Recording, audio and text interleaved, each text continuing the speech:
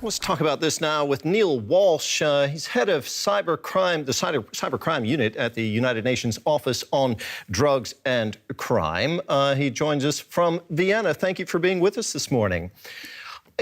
Now, I want to begin by talking about children who are using their mobile phones not just to chat with friends, but to talk to strangers online. It's estimated that a third of children do this, talk to strangers online. How can we reduce the risk of them, Neil, coming into contact with predators? I think listening to the report that you've already had and listening to what kids are saying, we have to integrate being safe online, how to manage your online presence from a really early age. If we start talking about it in school or we start talking about it at home when kids are teenagers or older, it's already too late. So we need to start it from a really early age and make it a part of the national curriculum. Now, a recent international survey showed that over a third of young people have also been bullied online. In our report there, we heard some saying that they feel bad after being online sometimes. Is online bullying more prevalent than offline bullying? I think if we look at online bullying, we look at some of the risk that we see from cybercrime and cyber in itself.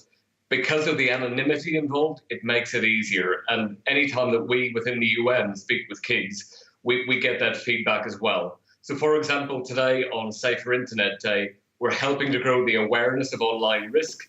We're helping to publicise the resources of lots of different NGOs and international organisations that provide resources for kids around the world in different languages to help them stay safe online.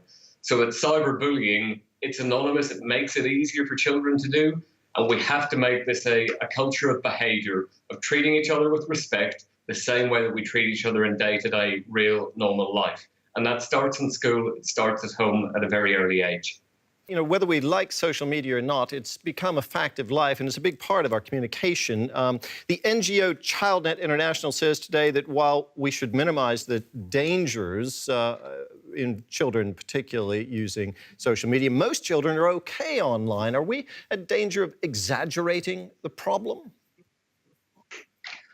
I'm not sure I'd use the word exaggerating, but I think we do have to look at it within the context that it exists.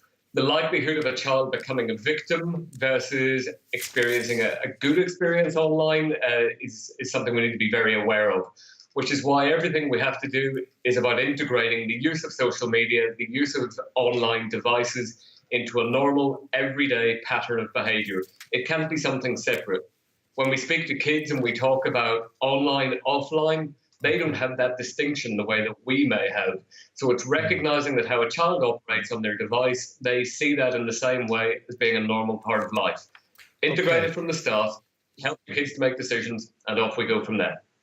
Great. Neil Walsh there, cybercrime expert with the United Nations Office Against Drugs and Crime. Thank you so much for talking with us on DW News.